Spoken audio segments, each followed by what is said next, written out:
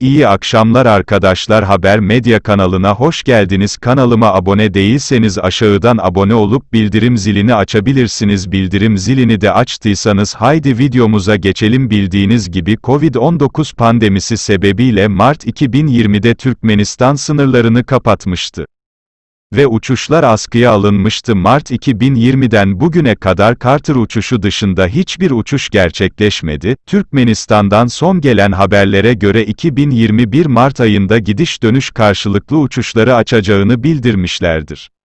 Evet arkadaşlar, Mart ayı itibariyle karşılıklı İstanbul-Aşkabat, Aşkabat-İstanbul arası uçuşlar başlayacakmış. Daha önceki haberlerimizde söylediğimiz gibi Aşkabat Havalimanı çalışanları Nisan ayına kadar izine gönderilmişti. Onunla ilgili haberler geliyor. En yeni ve en taze haberleri sizler için araştırıp sizlere sunacağız. Tabi Mart ayında normal uçuşların açılma sebebi ise Rus aşıları, Türkmenistan'a hızlı bir şekilde verilecekmiş.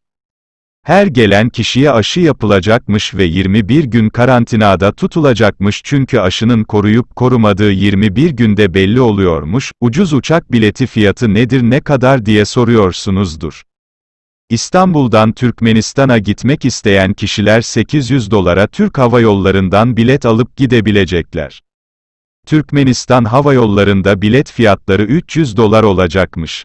İstanbul'dan Aşkabat'a gitmek isteyen, acil gitmek isteyen kişiler ise İstanbul'daki Türkmenistan Başkonsolosluğu'na başvurarak gerekli izinleri alıp gidebilirlermiş. Kanalıma abone olmayı ve bildirim zilini açmayı unutmayınız.